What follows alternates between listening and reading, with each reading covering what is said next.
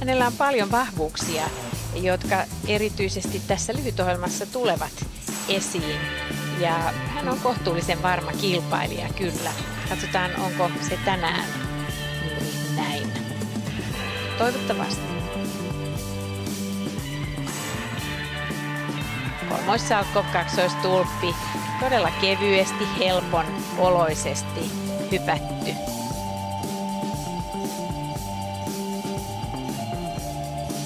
Ja kaunis ryhdikäs luisteluasento.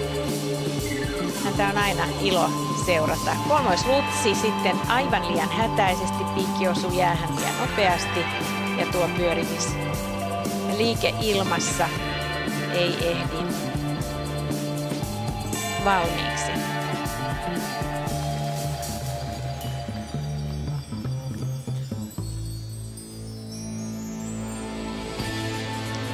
Jos koreografia vaikuttaa hyvältä, niin siitä kiitokset lähtevät Kurt Browningin suuntaan. Hän on tehnyt tämän lyhytohjelman koreografian.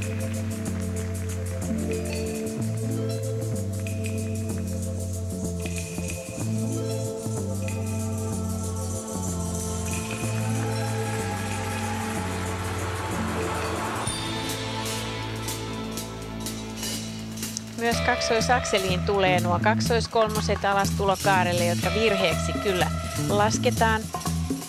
Laatupisteissä se näkyy miinusmerkkisenä -1. Mutta sen sijaan tämä hyppypiruetin pyörimisvariaatio on loistava, todella hyvä.